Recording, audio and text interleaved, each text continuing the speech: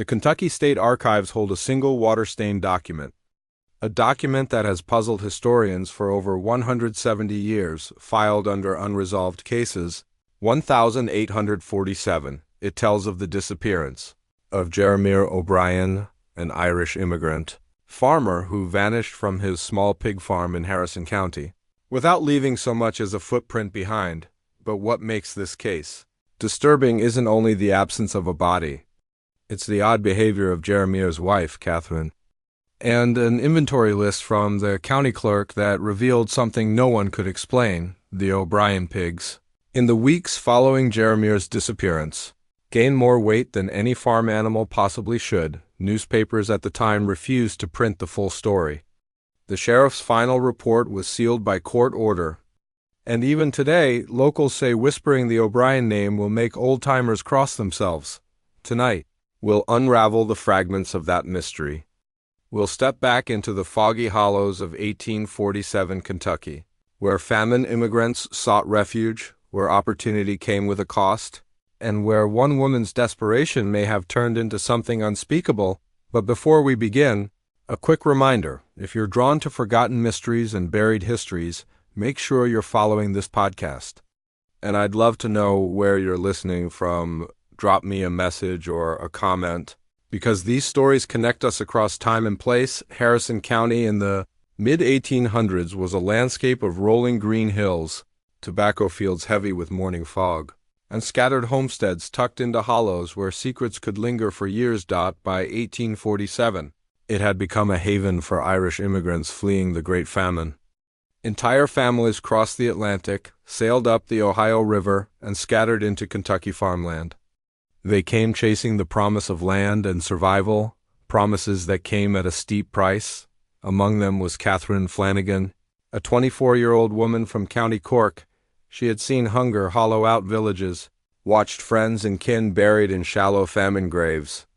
By the time she arrived in Kentucky, she was hardened, resilient, and sharp-eyed, the kind of woman people remembered. Her fiery red hair earned her the nickname Firecat among dock workers in Louisville, but it was her piercing gaze, the sense that she was always 3 steps ahead, that made people uneasy. Her marriage to Jeremiah O'Brien had been arranged through the Catholic Church.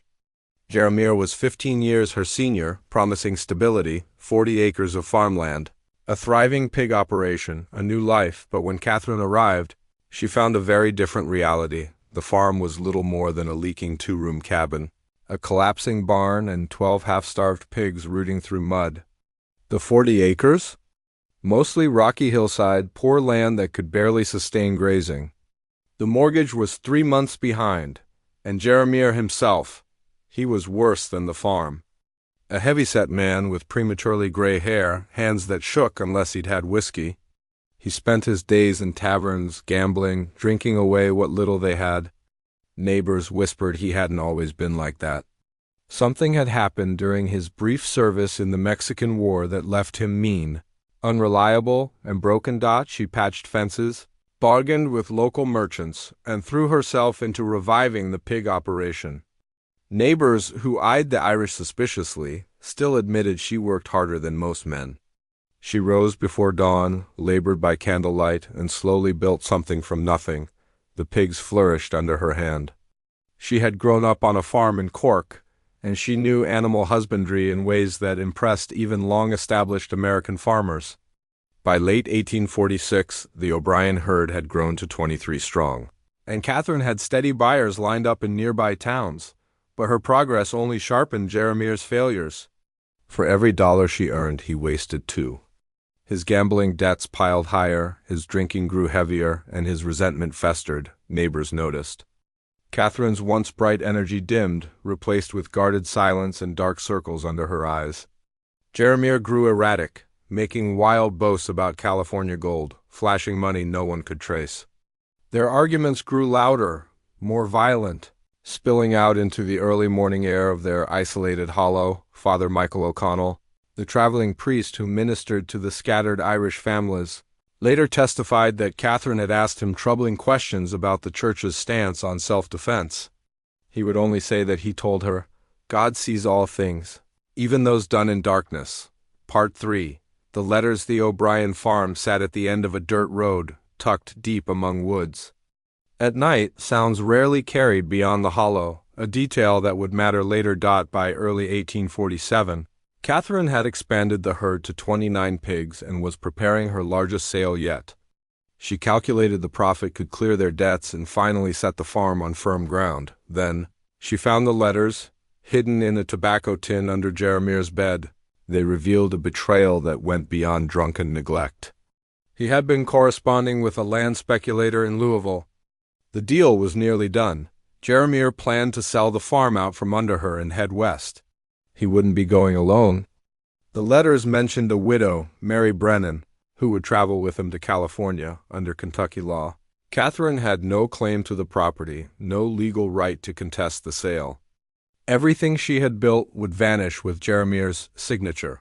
March 15, 1847 dawned gray and humid. Locals would later say that kind of heavy air always carried trouble.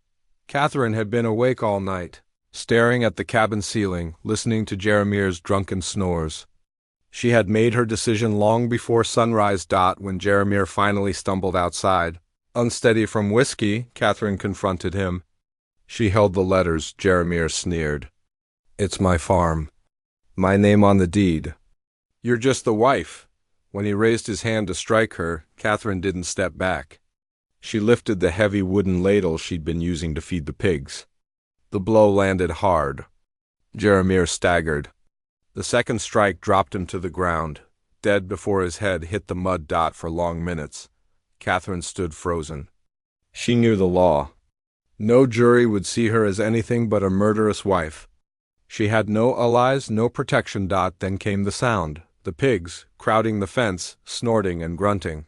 Drawn by the scent of blood? Catherine knew their nature. Pigs were omnivores. Efficient, relentless. Capable of consuming bone, flesh, even teeth. Farmers had whispered for generations, if you wanted something gone forever, pigs could make it so.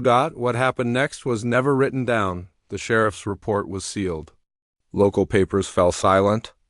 The only official record is that strange livestock inventory, the unexplained surge in the O'Brien pigs' weight that spring. Jeremy O'Brien vanished from Kentucky history, erased as thoroughly as if he'd never existed.